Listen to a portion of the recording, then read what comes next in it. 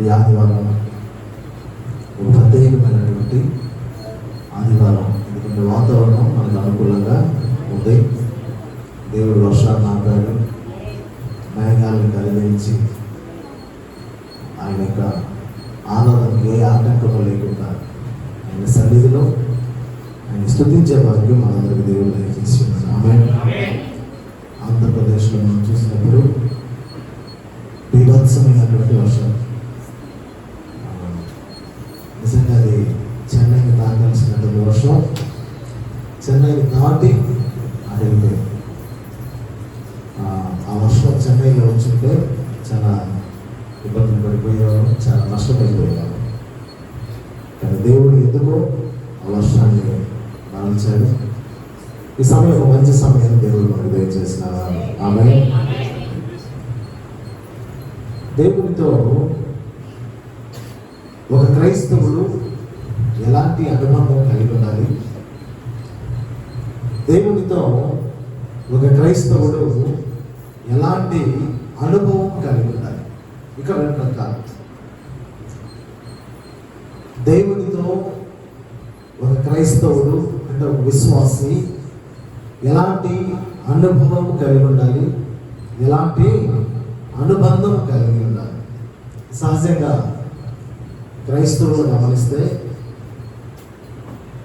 చాలామంది ఆదివారానికి మాత్రం పరిమితి చేయబడినట్టు క్రైస్తవులు ఉన్నారు. అంటే ఆదివారం మాత్రం మందిరానికి రావడం, ఆదివారం మాత్రమే ప్రార్థన చేయడం, ఆదివారం మాత్రమే దేవుళ్ళలో గడపడం చేసేవాళ్ళు ఉన్నారు. మరి కొంతమంది క్రైస్తవులు ఉదయం ఒక అరగంట సేపు ప్రార్థన చేసుకుని రాత్రి పడుకునే ముందు కుటుంబాల గంట సేపు ఉంచుకొని ఒక రోజులో ఒక 1.5 గంట సేపు దేవునికి మనం సమయాన్ని ఇచ్చాం, దేవుడితో గడిపాం అని సంతోషపడే వాళ్ళు ఉన్నారు. ఇక్కడ దేవుడు కోరుకునేది ఏంటంటే ఒక క్రైస్తవునిగా రోజుకు 1.5 గంట లేదు ఒక ఆదివారం, వారంలో ఒక ఆదివారము దేవుడితో గడపడం అనేది దేవునికి పెద్ద ఇష్టమైన కార్యం కాదు. ఆ పరిమితి అంటే ప్రతిరోజు ఒక 1.5 గంట లేదు వారంలో ఒక రోజు అని ఈ క్రైస్తత్వాన్ని, మన ప్రార్థన జీవితాన్ని, మనలో ఉన్నటువంటి విశ్వాసాన్ని మనం అలా పరిమితం చేసుకోవటం దేవునికి ఇష్టమైన కార్యం కాదు.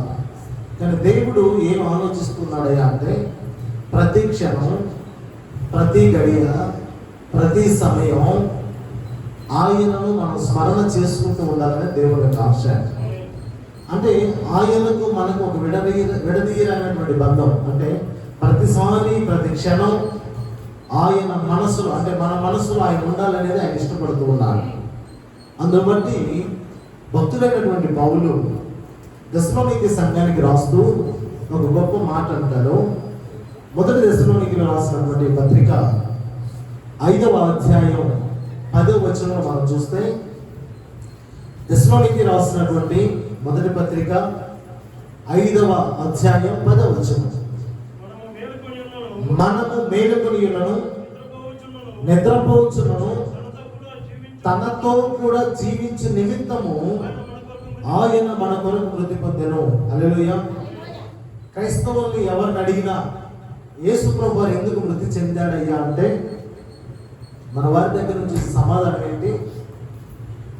ఏమొస్తుంది? మన పాపముల నిమిత్తం ఆయన మరణించాడు. ఆయన రక్తం చిందించకపోతే మానవ మనుగడికి అసలు పాప క్షమాపణ అనేది లేదు. వాస్తవమే. కానీ ఆ మాట కంటే మరొక వాస్తవమైనటువంటి మాట ఏంటయ్యా అంటే పౌలు భక్తులు దశలోనికి రాస్తూ అంటాడు, మనము మేలుకొని ఉన్నను, నిద్రపోవచ్చునను, తనతో కూడా మనము జీవించు నిమిత్తం, అంటే తనతో కూడా ఉండే నిమిత్తం. ఆయన ఉద్దేశం ఏంటంటే నువ్వు ఉదయం 4 గంటలకు 5 గంటలకు లేచి అలవాటు ఉండి ప్రతిరోజు 4-5 గంటలకు లేచినా రాత్రి 10 గంటలకు నువ్వు బెడ్ మీదకి వెళ్ళేంత వరకు అంత సమయం ఆయన అంటే మన మనసులో ఆయన ఉండాలనేది ఆయన ఆశ. ఆమె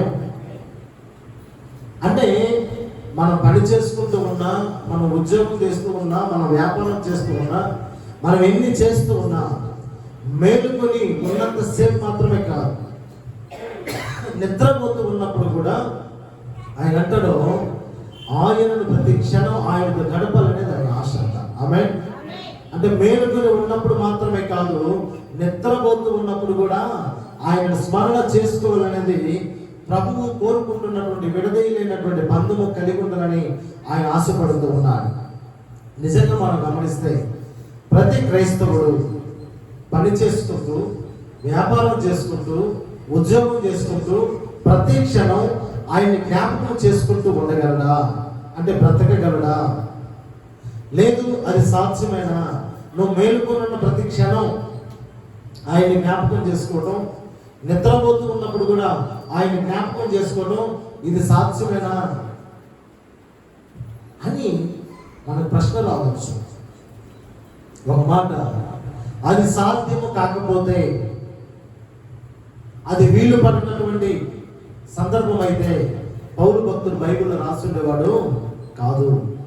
అంటే మనం మేలుకొని ఉన్నా, మనం నిద్రపోతూ ఉన్నా ఆయనతో జీవించు నిమిత్తము జీవించగలమనేటువంటి శక్తి మనకుందని దేవుడు చెబుతూ ఉన్నాడు. హల్లెలూయా, ఆమేన్, ఆమేన్. అందుకే ఒక భక్తుడు, ఆయన ఫ్రాన్స్ దేశంలో ప్యారిస్ అనేటటువంటి ప్రాంతంలో జీవించినటువంటి ఒక బ్రదర్, ఆయన పేరు లారెన్స్. ఆయన 1614లో జన్మించి 1691లో మరణించాడు. ఆయన ఒక మంచి భక్తి కలిగినటువంటి క్రైస్తవ కుటుంబంలో పుట్టినటువంటి వ్యక్తి. ఆ భక్తి కలిగినటువంటి క్రైస్తవ కుటుంబంలో పుట్టినటువంటి ఆ వ్యక్తి ఆ ఇంట్లో ఎప్పుడు చూసినా దేవుని స్మరణే.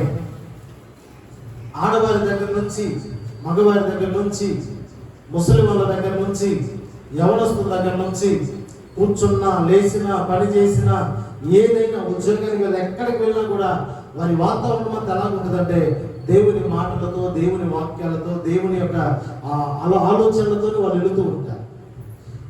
అలాంటి కుటుంబంలో పెరుగుతున్నటువంటి లారెన్స్ అనేటటువంటి భక్తుడు సహోదరుడు ఒక సేవకుడు అవ్వాలని ఆయన ఆశపడ్డాడు. నేను ఖచ్చితంగా దేవుడి సేవకుని కావాలి, నేను దేవుడి సేవకుని అయిన తర్వాత నేను దేవుడు ఎక్కడికి నడిపిస్తే అక్కడికి వెళ్ళి దేవుడికి సువార్త చేయాలని ఆశపడ్డాను. చిన్నప్పటి నుంచి ఆయనలో బలమైన కోరిక ఏంటంటే నేను సేవకుడిని, దేవుడి సేవ చేయాలని బలమైన కోరిక. కానీ కుటుంబ పరిస్థితులను బట్టి, కుటుంబంలో ఉన్నటువంటి కష్టాలను బట్టి, కుటుంబంలో వస్తున్నటువంటి ఆర్థిక ఇబ్బందులను బట్టి లారెన్స్ సేవకుడు కాలేకపోయాడు. కానీ తన తండ్రి ఏం చేస్తారంటే మిలిటరీలో జాయిన్ చేశాడు. సేవకుడు అవ్వాలనుకున్నటువంటి ఆ వ్యక్తి ఏమైపోయాడు? మిలిటరీ అయ్యాడు. మిలిటరీకి వెళ్ళినా కూడా నేను దేవుడి సేవ ఎక్కడైనా ఎలాగ చేయాలని ఆలోచిస్తూ ఉండేటటువంటి వ్యక్తి. కానీ అనుకోకుండా ఒక రోజు ఆయనకు ఉన్నటువంటి కుడి కాలు తీసివేయాల్సిన సందర్భం వచ్చింది. కుడి కాలు తీసివేసిన తర్వాత మిలిటరీలో ఇంకా ఆయన కుదరదు, పనికిరాదు. ఇంటికి పంపించారు. ఇంటికి పంపించిన తర్వాత నేను సేవకుని అవ్వాలనుకున్నాను, కానీ నేను కుటుంబ పరిస్థితులను బట్టి నేను మిలిటరీ అయ్యాను, ఎందుకో నా కాలు తీసివేయబడింది తనలో తాను బాధపడుతూ తనకు తెలిసినటువంటి పక్కన దేశానికి వెళ్ళడానికి ప్రయాణం చేస్తూ వెళుతూ ఉంటే అక్కడ ఒక ఎండిపోయినటువంటి చెట్టు కనబడింది అతనికి. ఆ చెట్టు దగ్గర నిలబడి ఈ చెట్టు జీవితం నా జీవితం ఒకేలాగా ఉంది. ఎందుకంటే చెట్టుకు ఆకులు లేవు, పూతలు లేవు, పిందెలు లేవు, కాయలు లేవు, ఎండిపోయిన స్థితిలో ఉంటాయి. ఇంకా ఈ చెట్టు దేనికి ఉంది? నరికి వేయబడటానికి సిద్ధంగా ఉంది. ఆ చెట్టు జీవితం నా జీవితం ఒకేలాగా ఉందని ఆ చెట్టును చూసి గమనించి అనుకుంటూ వెళ్ళిపోయి తన పని తాను చేసుకుంటూ ఉన్నాడు. ఒక 6 నెలల తర్వాత మళ్ళీ అదే ప్రాంతంలో అదే రోడ్లో అతను మళ్ళా రావాల్సి వచ్చినప్పుడు అతను బయలుదేరుతూ అనుకుంటూ ఉన్నాడు. 6-7 నెలల క్రితం నేను ఆ దారిలో వెళ్ళినప్పుడు అక్కడికి ఎండిపోయిన చెట్టు ఉంది, ఆ చెట్టు నేను ఈసారి వెళ్ళే లోపల ఏమై ఉంటుంది, కొట్టివేయబడి ఉంటుంది అనుకుంటూ వస్తా ఉన్నారంట. కొట్టివేయబడటం మాత్రమే కాదు, ఆ చెట్టుకున్నటువంటి ఆ ఏర్లు కూడా తీసేస్తారు అనుకుంటూ వస్తా ఉంటే ఆశ్చర్యం, ఆయన వచ్చేసరికి పచ్చటి ఆకులతో, పూతలు కూడా కదా, పిందులతో ఆ చెట్టు ఉంది అక్కడ. హల్లెలూయా. ఏంటి ఆశ్చర్యం? ఎండిపోయిన చెట్టు జీవించగలిగింది అంటే నేను నమ్మిన నా దేవుడు ఎడారి జీవితాన్ని కూడా ఏదైతే మనం లాగా చేయగలిగినటువంటి గొప్ప దేవుడు. హల్లెలూయా. కాబట్టి నా జీవితానికి ఏదో ఒక మంచిది చేస్తాడని చెప్పి ఆ చెట్టును చూసిన తర్వాత కొట్టివేయబడే స్థితిలో ఉన్నటువంటి చెట్టునే జీవింపగలుగు చేసి దానికి ఆకులు పిందెలు రప్పించగలిగినటువంటి నా దేవుడు కాలు లేకపోయిన నా జీవితానికి మార్గనిర్దేశాన్ని ఖచ్చితంగా ఇవ్వగలడని చెప్పేసి తనకున్నటువంటి ఆర్థిక పరిస్థితులు అయితేనేమి, అప్పుల పరిస్థితులు అయితేనేమి, అవమానాలు అయితే అన్నింటినీ తన యొక్క మెదడులో నుంచి, ఆలోచన నుంచి పక్కకి తీసివేసి నా దేవుడు నన్ను కాపాడుతాడు అని చెప్పేసి ఆయన ఇంటికి వచ్చాడు. ఇంటికి వచ్చిన తర్వాత వాళ్ళ నాన్నగారితో చెప్పాడంట, నేను సేవ చేయాలనుకుంటే నువ్వు నన్ను ఏం చేసావు, మిలిటరీకి పంపించావు. ఈ రోజు నా కాలు తీసివేయబడింది, కానీ ఈ రోజైనా సరే నేను సేవ చేయాలి అన్నప్పుడు రోమన్ క్యాథలిక్ ఫాదర్తో మాట్లాడి చర్చిలో జాయిన్ చేసినప్పుడు సేవకులు పరిచర్యను చేస్తాను, సేవ చేయలేను నేను ఊరు తిరిగి, కాబట్టి సేవకులు పరిచర్యను చేసుకుందామని ఆ బిషప్స్ అందరూ వేసిన డ్రెస్ తెల్లగా ఉంటుంది వాళ్ళ గౌన్, అవన్నీ వాచ్ చేయటం, చర్చి అంతా కూడా కాలు లేకపోయినా చర్చి అంతా క్లీన్ చేయటం. నాకు దేవుడు ఈ పని అప్పచెప్పాడు, నేను ఇది మాత్రం చేసుకుంటే చాలు, ఆయన నన్ను జీవింప చేస్తున్న నమ్మకంతో ఆ బిషప్ గారి యొక్క బట్టలు ఉతుకుతూ, అంటే బుక్కులు రాస్తున్నారు ఇవన్నీ, బట్టలు ఉతుకుతూ అనుకున్నాడంట, ప్రభువా ఈ బట్ట తెల్లగా రావడానికి ఈ సోప్ను ఉపయోగిస్తూ ఉన్నాను. నా జీవితంలో ఏదైనా మలినం ఉంటే ఈ సోపుతో నన్ను కడుగయ్యా. ఆమేన్. అంటే నీ వాక్యముతో నన్ను కడుగు ప్రభువా. అంటే ఆయన చేసే ప్రతి పని ఆ పాస్టర్స్ సేవకులకి భోజనం సిద్ధపరచడానికి వెళ్ళినప్పుడు ఆ కూరగాయలు ఏదైతే ఉన్నాయో కట్ చేస్తా అనుకుంటారంట, ప్రభువా ఈ వెజిటేబుల్ కత్తిరించి నలిపితే కానీ అది ఆహారానికి పనికి రావటం, అంటే వండితే పనికి రావడం, కట్ చేసి కూర వండితే కానీ అది తినడానికి పనికి రావటం.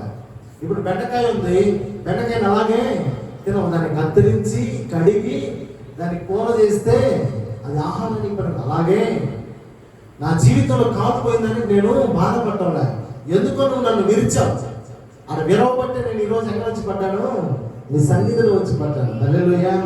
కాబట్టి నువ్వు నన్ను ఇంకా విలువు, నువ్వెంతైతే విలుస్తావో నేను అంత ఆశీర్వాదకరంగా ఉంటాను. ఆమేన్. నాకు వచ్చే కష్టాలన్నీ కూడా నీకు తెలియకుండా నా దగ్గరికి ఏమీ రావు ప్రభువా, నా తండ్రికి తెలిసే వస్తూ ఉన్నాయి కాబట్టి నా తండ్రి నన్ను కాపాడుతానని నమ్మకంతో నేను బ్రతుకుతాను. ఆమేన్. హల్లెలూయా. అంటే ప్రతి క్రైస్తవునికి అలాంటి నమ్మకం ఉండాలనేది ఆయన పుస్తకం ద్వారా మనకు తెలియజేస్తున్నారు, ఆయన అనుభవాల ద్వారా మనకు తెలియజేస్తున్నారు.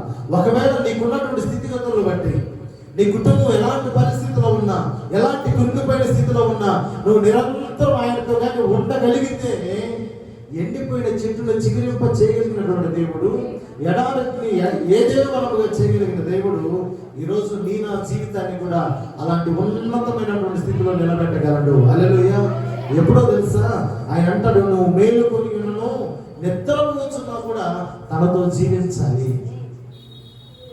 మేలుకొని ఉన్నా మనం గమనిస్తే ఉదయం లేచినప్పటి నుంచి సాయంత్రం వరకు, రాత్రి వరకు ఏదేదో ఆలోచనలు, ఏదేదో తలంపులు, ఎవరెవరి కుటుంబాల గురించి ఆలోచిస్తాం, ఏ ఏ బంధువు గురించి ఆలోచిస్తాం, ఉద్యోగంలో మనతో కలిసి పనిచేసే వారి గురించి ఆలోచిస్తాం. ఆయన అంటాడు, నీ ఆలోచనలు ఒక ఎత్తు అయితే ప్రతి ఆలోచనలో నువ్వు నన్ను స్మరణ చేసుకో. ఆమేన్. ప్రతిసారి నువ్వు నన్ను జ్ఞాపకం పెట్టుకో. ఏదో ఉదయం ఒక అరగంట ప్రార్థన చేసుకొని నీ పనులకు వెళ్ళిపోయి రాత్రి ఇంటికి వచ్చి కుటుంబారాధన పెట్టుకొని ఈరోజు నేను కుటుంబారాధన పెట్టాను, ఆరాధన చేసుకున్నాను అనేది కాదు. ప్రతి క్షణం, ప్రతి గడియ, ప్రతి సమయం నీ హృదయంలో ఏముండాలి, నేను ఉండాలి. అందుకంటాడు, నీ హృదయం అనే పలక మీద ఏం రాయాలంట, ఆయన మాటలు ఉండాలి. ఆమేన్.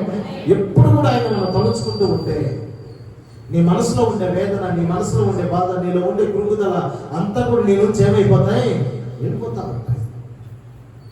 ఈరోజు ఆ లారెన్స్ రాసిన పుస్తకం మనకి వినిపించేది ఏంటంటే, తెలియపరిచేది ఏంటంటే, ఒకవేళ ఈ వాక్యం వింటున్న బిడ్డలు ఎవరైనా సరే ఉద్యోగాన్ని పోగొట్టుకుని ఉన్నా, ఆర్థిక పరిస్థితుల్లో వెనకబడి ఉన్నా, కుటుంబ పరిస్థితుల్లో కృంగిపోయి ఉన్నా, ఆయన మనల్ని కాపాడగలడని నమ్మకంతో మనం జీవించాలి. ఆమేన్.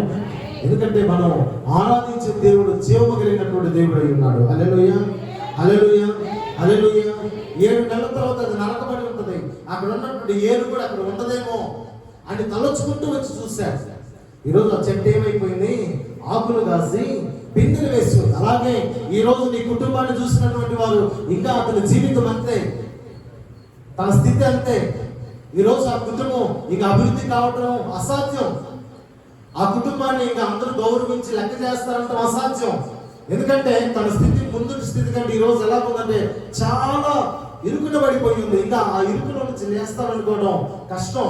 పాపం ఇంకా 5-6 నెలల తర్వాత ఎలా ఉంటుందో ఇంకా పరిస్థితి. ఈ రోజే ఇలా ఉంది, ఈ రోజే ఇంత కష్టం ఉంది, చేతిలో ఉద్యోగం లేదు, చేతిలో డబ్బులు లేవు, చేతిలో బిడ్డలు ఏదో అంటే మన కుటుంబంలో ఉన్నటువంటి ప్రాబ్లమ్స్, మన కుటుంబంలో ఉన్న కష్టాలన్నింటినీ కూడా ఎదుటి వారు చూసి ఏం చేస్తుంటారంటే ఇంక వీళ్ళ పరిస్థితి ఇంతే. 6-7 నెలల తర్వాత వీళ్ళు ఉంటారో ఊరు వదిలి వెళ్ళిపోతారో కూడా తెలియదు అనేటటువంటి నోరులను కూడా ముగించగలిగినటువంటి దేవుడు మనం ఆరాధిస్తున్న గొప్ప దేవుడు. హల్లెలూయా. ఎప్పుడైనా ఆ పని చేయగలడంటే నువ్వు మేలుకొని ఉన్నప్పుడే మాత్రమే కాదు, నువ్వు నిద్రపోతున్నటువంటి సమయంలో కూడా నువ్వు ఆయనతో జీవించగలిగినప్పుడు. ఆమేన్. ప్రతిసారి ఆయన జ్ఞాపకం చేసుకోవాలి, ప్రతి సందర్భంలో ఆయన జ్ఞాపకం చేసుకోవాలి. నీకు సంతోషం కలిగినా ఆయన జ్ఞాపకం చేసుకోవాలి, నీకు కష్టం వచ్చినా నువ్వు ఆయన జ్ఞాపకం చేసుకోవాలి, నీ మిత్రుడు వచ్చినా నువ్వు ఆయన మాట మాట్లాడాలి, నీ శత్రువు వచ్చినా కూడా నువ్వు ఆయన మాట మాట్లాడాలి. ఈరోజు ఎందుకంటే మనం అంటూ ఉంటాం నీటి బుడగ లాంటి వాడు మనిషి అంటాం, నిమిత్త మాత్రుడు మనిషి అంటాం, కానీ మనం భయపడేది ఆ మనిషికి, కానీ దేవుడికి భయపడటం లేదు మనం. ప్రభు అంటాడు అందరిని సమానముగా సృజించాడంట ఆయన, అందరిని సమానముగా సృష్టించాడంట ఆయన. కానీ మనలో భేదాలు వచ్చి ఒకరికొకరు భయపడటం కాదు. నువ్వు ఈరోజు భయపడాలంటే నువ్వు ఆయనకు భయపడాలి. హల్లెలూయా, ఆమేన్, ఆమేన్, ఆమేన్. కాబట్టి చెప్పబడినటువంటి సాక్ష్యం ఏంటంటే ఎండిన చెట్టు పచ్చని చెట్టులాగా మారినటువంటి ఆ చెట్టు మోడుబారినటువంటి జీవితాన్ని పచ్చటి జీవితముగా మార్చగలిగిన వాడు మన దేవుడు అయి ఉన్నాడు. హల్లెలూయా, హల్లెలూయా, హల్లెలూయా. అలాంటి నమ్మకం మనకు ఉందా లేదా? అలాంటి నమ్మకం మనకు ఉందా లేదా? అలాంటి నమ్మకం ఉండాలి. ప్రభా ఈరోజు నాకు కష్టం రావచ్చు, కానీ నీ వాక్యం చెబుతోంది నువ్వు తట్టుకోగలిగిన దానికంటే కూడా నేను నీకు ఎక్కువ శ్రమని ఇవ్వను, నీ కష్టాన్ని ఇవ్వను, నువ్వు ఆ శ్రమని తట్టుకోగలిగినంత వరకే నీకు ఇస్తానంటూ ఉన్నాను దేవుడు. కానీ మనం ఏం చేస్తామంటే ఈ సమస్యలన్నీ నాకే, ఇంకెవరికి కష్టాలు లేవు, నేను మందిరానికి వెళ్తూ ఉన్నాను, నేను అన్ని చేస్తూ ఉన్నాను. కానీ ఆయన అంటాడో నువ్వు మేలుకొని ఉన్నప్పుడు మాత్రమే కాదు, నువ్వు నిద్రపోతున్నప్పుడు కూడా నువ్వు ఆయన జ్ఞాపకం చేసుకోవాలి. హల్లెలూయా.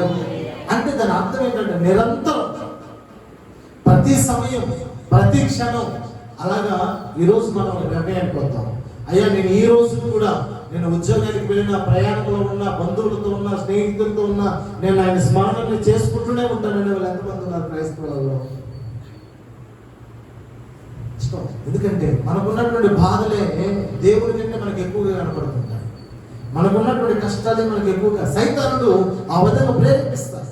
నీకున్నటువంటి కష్టాన్ని, నీకున్నటువంటి బాధని నీకు ఒక పెద్ద ఎముడులాగా నీకు చూపిస్తూ ఉంటాడు. కానీ నీకున్న సమస్య కంటే నీ దేవుడు గొప్పవాడై ఉన్నాడు. హల్లెలూయా, హల్లెలూయా. అందుకే ఆ పాట ఇప్పుడు వస్తూ ఇంటూ ఉన్నాను. నిరంతరం నీతోని జీవించాలని ఆశనన్నిలా బ్రతికించుచున్నది. నిరంతరం నీతోని జీవించాలని ఆశనన్నిలా బ్రతికించుచున్నది. నా ప్రాణేశ్వర యేసయ్యా, నా సర్వస్వ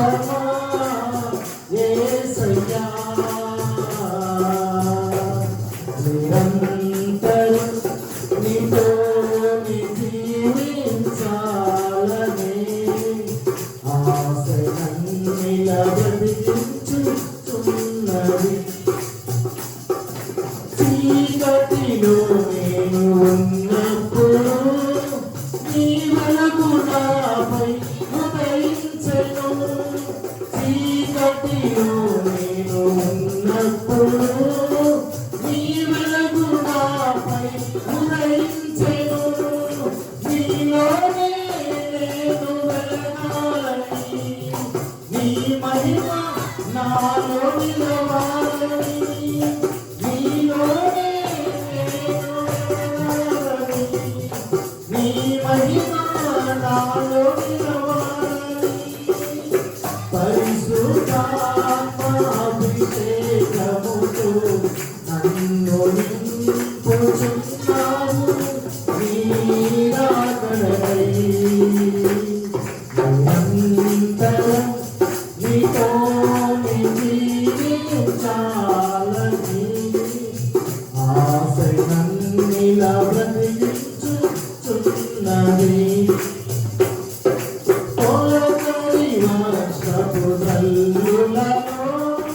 నీ ఫలములోనే నాటితివి. తొలకరి వర్షపు జల్లులలో నీ ఫలములోనే నాటితివి. నీలోనే చిగురించాలని, నీలోనే పుష్పించాలని, నీలోనే చిగురించాలని, నీలోనే పుష్పించాలని. పరిశుద్ధాత్మవర్షముతో సిద్ధపడుతున్నావు నీ రాకడకై. నిరంతరం నీతోనే జీవించాలని ఆశలన్నిలా బ్రతికించుచున్నది. నిరంతరం నీతోనే జీవించాలని ఆశలన్నిలా బ్రతికించుచున్నది. నీ రూపము నేను కోల్పోయినా నీ రక్తముతో కడిగితివి. నీ రూపము నేను కోల్పోయినా నీ రక్తముతో కడిగితివి. నీతోనే నేను నడవాలని, నీ వలనే నేను మారాలని. నీతోనే నేను నడవాలని, నీ వలనే నేను మారాలని. పరిశుద్ధాత్మవరములతో అలంకరించుచున్నావు నీ రాకడకై. నిరంతరం నీతోనే జీవించాలని ఆశలన్నిలా బ్రతికించుచున్నది. నిరంతరం నీతోనే జీవించాలని ఆశలన్నిలా బ్రతికించుచున్నది. మనం ఎప్పుడైతే నిరంతరం ఆయనతో జీవిస్తాము, చీకట్లో ఉన్నటువంటి మా బ్రతుకులంతా కూడా దేనిలోకి వస్తాయంట? వెలుగులోకి వస్తాయి. ఆయన అంటాడు, ఆయనలో చిగురించాలన్నా, ఆయనలో మనం పుష్పించాలన్నా మనం ఏం చేయాలంటే ఆయనలో నాటబడి ఉండాలి. ఎవరిలో? ఆయనలో, క్రీస్తులో నాటబడి ఉండాలి. క్రీస్తులో నాటబడకుండా మనం చిగురించలేము, మనం పుష్పించలేము, మనం కలిగించలేము. మీరు గమనిస్తే ద్రాక్ష వలులు, ద్రాక్ష తీగలు. ఈరోజు మనం గమనిస్తే తీగను ఆడించామంటే ద్రాక్ష కాయలు కూడా ఆడుతాయి. అంటే అది వేరు ఇది వేరు కాదు, అన్ని కలిసి ఒకటే. ఈరోజు ప్రభు వారు కూడా నువ్వు మేలుకొని ఉన్నా నిద్రపోతూ ఉన్నా కూడా మనం ఏమిలో ఉండాలంట? ఆయనలో జీవిస్తూ ఉండాలి. హల్లెలూయా, హల్లెలూయా. ఈరోజు మనం రాత్రి పడుకొని ఉన్నాం, మన పక్కలో మన బిడ్డ పడుకొని ఉంది, కనిపించలేదు, వెంటనే షాక్ అయిపోతాం. అవునా కదా? ఏమైపోయింది పాప, ఏమైపోయింది బాబు? అలాంటి బాధ్యత దేవుడు నీ మీద కూడా పెట్టుకొని ఉన్నాడు. హల్లెలూయా. ఈరోజు నీ కన్న బిడ్డ కన్నీరు కారుస్తూ ఉంటుంది, హృదయం పరిగెక్కిపోతూ ఉంటుంది. నేనేం చేయలేకపోతున్నాను ఈరోజు నా బిడ్డ కొరకు. ఈరోజు నీ బిడ్డ ఎదురు నువ్వు ఏడవలేకపోయినా నీ కుమారుడు నీ కుమారుడు ఏడ్చే కన్నీరు నీ జ్ఞాపకం వచ్చిన రోజు, ఏదో ఒక రోజు ఎవరు ఇంటిలో లేనప్పుడు నువ్వు ఖచ్చితంగా ఆ ఏడుపును జ్ఞాపకం చేసుకుని ఏడుస్తావు. ఎందుకని? ఆ ప్రేమ అలాంటిది. మరి అలాంటి ప్రేమ మనం ఆరాధిస్తున్న మన దేవునికి ఉంటుందా? ఉంటుంది. నీ బిడ్డల బట్టి నువ్వు ఏడుస్తున్నావు, నిన్ను బట్టి కూడా ఆయన కన్నీరు కాలుస్తుంది. ఆయన అప్పుడప్పుడు అనుకుంటూ ఉంటాం మనం, ఆయన మాట్లాడే దేవుడు అయి ఉన్నాడు. హల్లెలూయా. ఆయన ఎవరై ఉన్నారు?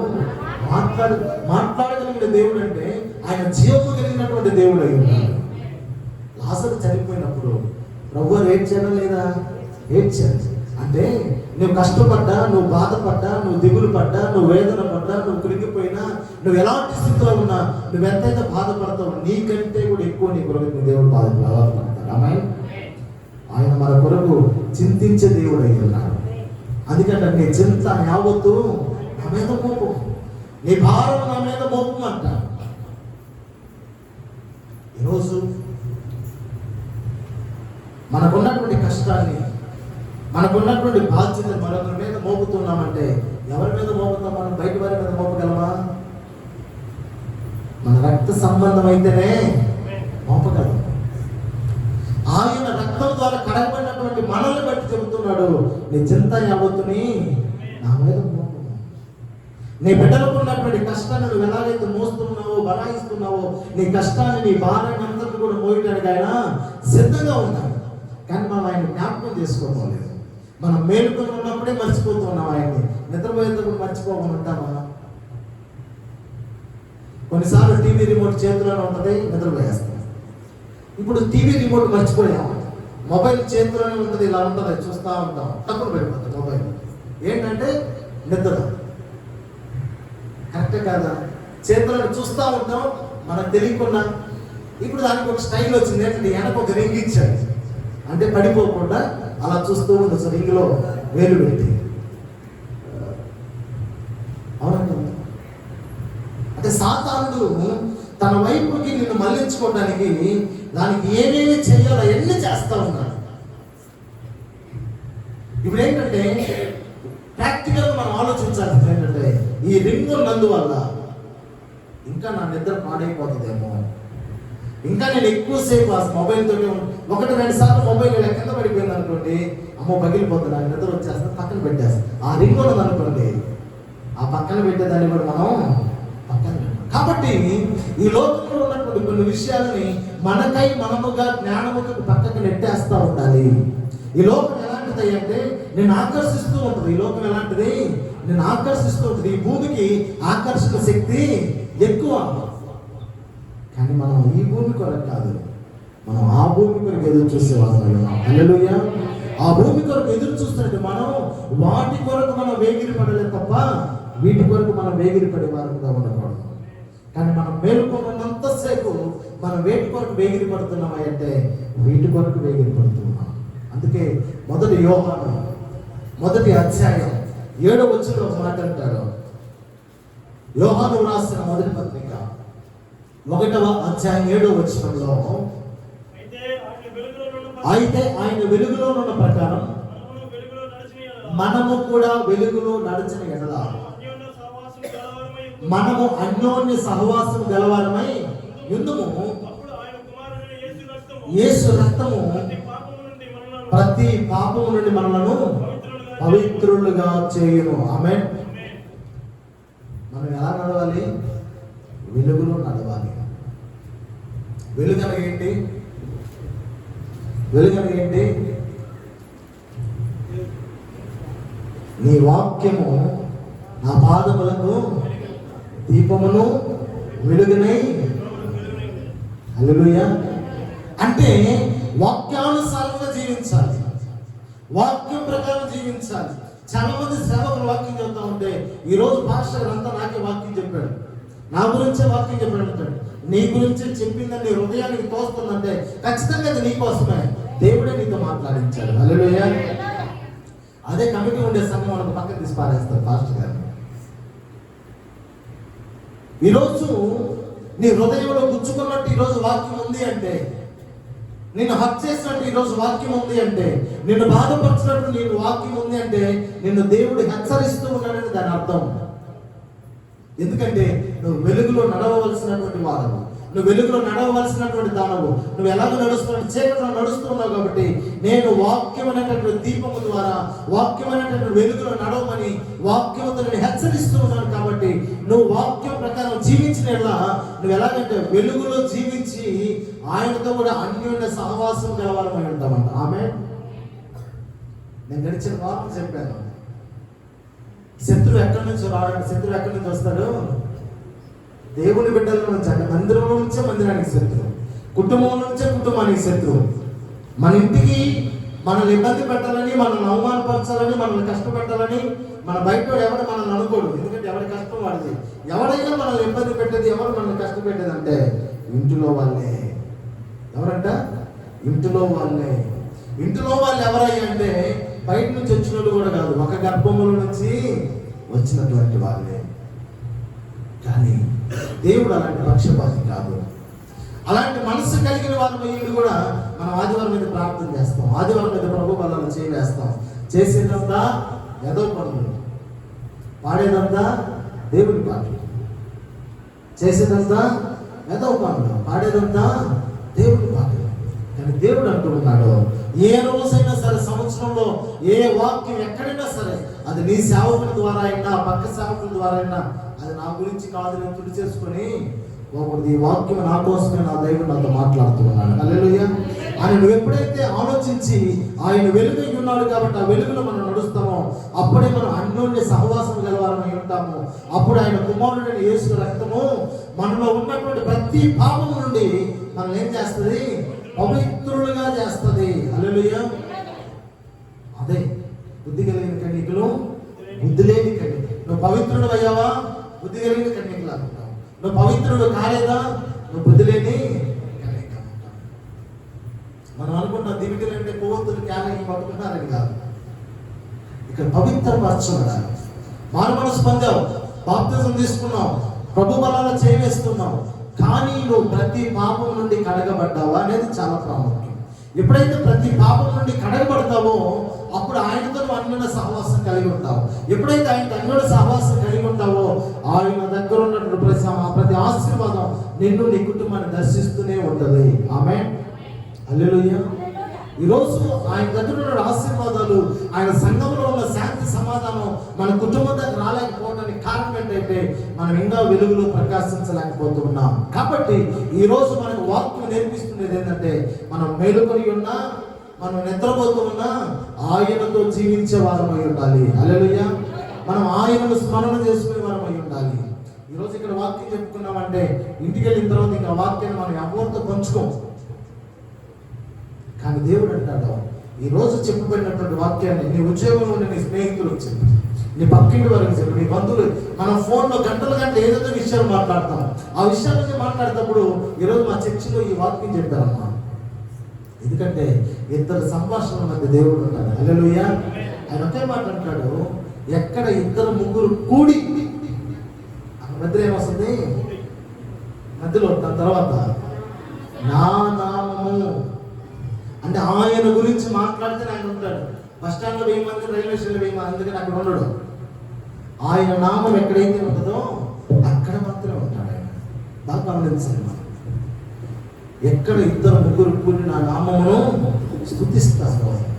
ఈరోజు నువ్వు నీ బిడ్డ, నువ్వు నీ భార్య, లేదా నువ్వు నీ బంధువు ఎవరో మీ ఇద్దరు కలిసి మాట్లాడుతూ ఉన్నారు. మాట్లాడుతున్నప్పుడు దేవుడు వాక్యాన్ని అలాగా మీరు ఒక మాట మీరు హెచ్చరించుకున్నారంటే మీ ఇద్దరి మధ్యలో ఎవరు ఉంటారు? అక్కడ దేవుడు ఉంటాడు. హల్లెలూయా.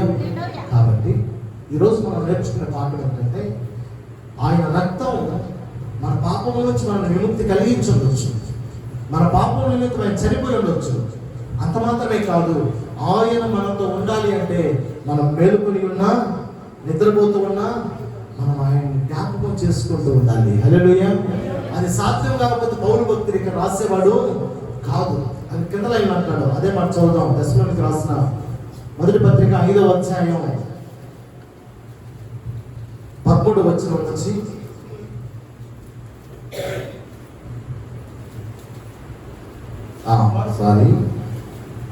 చదువు 5:10. మనం మేలుకొని ఉన్నను, నిద్రపోవచ్చును, తనతో కూడా జీవించిన నిమిత్తం ఆయన మన కొరకు మృతి పొందెను. కానీ ఆదరించి యొక్కలను క్షేమాభివృద్ధిని కలుగు చేయండి. 14వ వచనం. సహోదరులారా, బోధించినది ఏమనగా, ఇది గుర్తుపెట్టుకోవాలి. ఏం చేయాలంట? అక్రమముగా నడుచుకునే వారికి మనం ఏం చేయాలి? బుద్ధి చెప్పాలి. ధైర్యం చెడిన వారిని ధైర్యపరచుడి, బలహీనులకు పోతనీయుడి.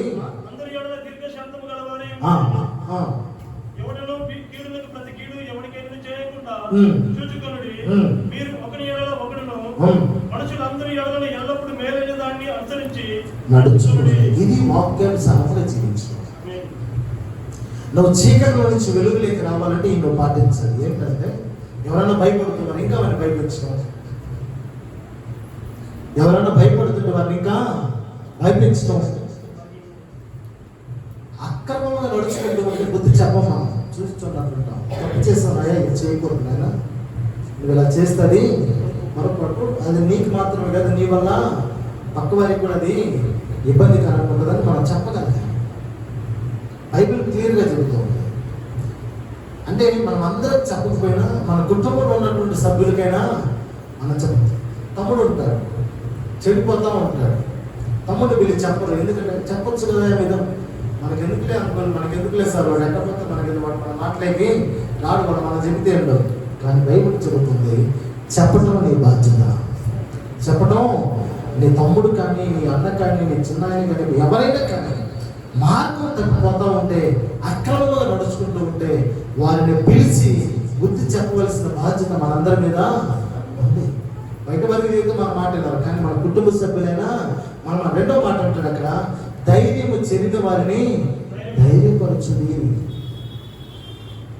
నా పరిస్థితి ఎలాగా, నా కుటుంబ పరిస్థితి ఎలాగా, నా బిడ్డల పరిస్థితి ఎలాగా అని దిగులు పడుతూ బాధపడుతూ ఉంటారు.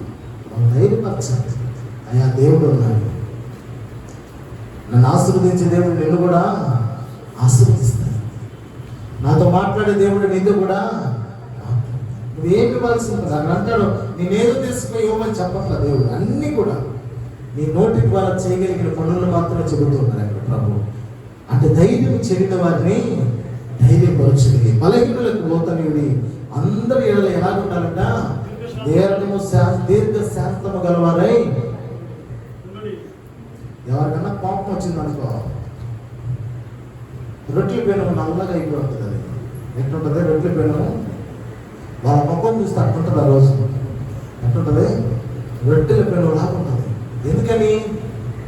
ఎందుకని దీర్ఘ శాంతం లేకపోతే. దీర్ఘ శాంతం అనేది ప్రతి క్రైస్తవునికి చాలా ప్రాముఖ్యం. మనం ప్రార్థన చేసినా, పాటల పడినా, వాక్యం విన్నా, సమర్పణ అంటే కానుకలు సమర్పించినా, దశంభాగాలు సమర్పించినా, ఎన్ని సమర్పించినా మనలో ఉండాల్సిన లక్షణం ఏంటంటే దీర్ఘ శాంతం ఉండాలి. ఏముండాలి? దీర్ఘ శాంతం ఉండాలి. రెండవది అంటారు అక్కడ తర్వాత, ఎవరు కూడా కీడులకు ప్రతి కీడు ఎవరి ఎడలో చేయకుండా చూసుకోండి. అది మాత్రం గుర్తుపెట్టుకోవాలి. ఎవరైనా మనకు కీడు చేస్తారా, మనం ఆ మాట ఆ కీడుకు ప్రతిగా మనం ఏం చేయకూడదు? కీడు చేయకూడదు. ఎందుకంటే అన్నీ ఆయన చూస్తున్న దేవుడు అయి ఉన్నాడు. హల్లెలూయా. యెహోవా ఇది యెహోవాయే చూచుకున్నాను, అన్నీ ఆయన చూసుకుంటాడు. వాళ్ళు మనకు కీడు చేసినారు, మనం కీడు చేయాల్సిన అవసరం లేదు. వాళ్ళు మనం మాట్లాడారని మనం 4 మాట్లాడాల్సిన పని లేదు. ఎవరో మనల్ని ఇబ్బంది పెట్టారని మనం వారి గురించి ఇబ్బంది పెట్టాల్సిన అవసరం లేదు. నిరీక్షణ గలవారిని ఎదురు చూస్తూ ఉంటే మన కళ్ళ ముందు జరుగుతూ ఉంటాయి విషయాలన్నీ కూడా. మనమే చూస్తూ ఉండొచ్చు ఏది ఎలా జరుగుతుంది, ఏంటి ఏది అని. ఎందుకంటే మనం బండ మీద కట్టినటువంటి ఇంటిలాగా స్థిరపడి ఉన్నాం. హల్లెలూయా. మనం చూస్తూ ఉంటాం ఏది ఎలా జరుగుతుంది. అందుకంటారు పెద్దలు, నవ్విన నాప్సేనే నిన్ను చూసి నవ్వు ఉండొచ్చు, నిన్ను చూసి హేళన చేసి ఉండొచ్చు, నిన్ను చూసి కీడు తలంచుండొచ్చు, కానీ పెద్దలు అంటారు నవ్విన నాప్సేనే నిన్ను వాళ్ళు ఎవరైతే చూసి నిన్ను చూసి నవ్వారో, హేళన చేసి నవ్వారో పంట చిక్కడు కదా అక్కడే. కాబట్టి మనం దేనికి భయపడవలసిన పని లేదు. మనం చేయాల్సింది ఏంటంటే కీడు ప్రతికీడు చేయకుండా మేలైన దానిని మాత్రమే అనుసరించి ఎప్పుడంట ఎల్లప్పుడు, ఆదివారం సోమవారం మాత్రం టైం లేదు, ఎల్లప్పుడు మనం జీవించినన్ని సంవత్సరాలు మన మనసులో నుంచి ఏం పోవాలంటే మేలైనటువంటి కార్యం, మేలైనటువంటి మాట, ఆరోగ్యకరమైనటువంటి మనం మాట్లాడే ప్రతి మాట ఎదుటివానికి ఆరోగ్యకరంగా అనిపించాలి. హల్లెలూయా. ఎదుటివారిని బాధ పెట్టే విధంగా ఉండకూడదు. ఇవన్నీ కూడా మనం నేర్చుకోవాల్సిన ప్రిన్సిపల్స్. మందిరానికి వస్తేనే సరిపోదు. క్రైస్తవుడు అంటే ఒక ప్రత్యేకత ఉండాలి. క్రైస్తవుడు అంటే కట్టే బట్ట దగ్గర నుంచి, మాట్లాడే మాట దగ్గర నుంచి, ప్రవర్తించే ప్రవర్తన ప్రతిదిగా నీకంటూ ఒక ప్రత్యేకత ఉండాలి. హల్లెలూయా. నీకంటూ ఒక ప్రత్యేకత ఉండాలి. ఆ ప్రత్యేకత ఉన్నప్పుడే నువ్వు దేవుడి నామానికి ఘనత తెచ్చిన వారు అవుతావు. హల్లెలూయా. దేవుడి నామానికి ఘనత కావాలి అంటే, ఘనత రావాలి అంటే మనలో ఏముండాలి? ప్రత్యేకత ఉండాలి. హల్లెలూయా. ఆ ప్రత్యేకత నువ్వు మేలుకొని ఉన్నప్పుడు మాత్రమే కాదు, నువ్వు నిద్రపోతున్నప్పుడు కూడా అది జ్ఞాపకం పెట్టుకోవాలని దేవుడు సెలవిస్తూ ఉన్నాడు. హల్లెలూయా. దేవుడు మిమ్మల్ని మీ కుటుంబాన్ని దీవించి ఆశీర్వదించును గాక. ఆమేన్, ఆమేన్, ఆమేన్. ఒక ప్రత్యేకమైన పాట పాడుతూ ఉండగా ప్రభు పరిచయం కొరకై కానుకలు సమర్పించుకుందాం.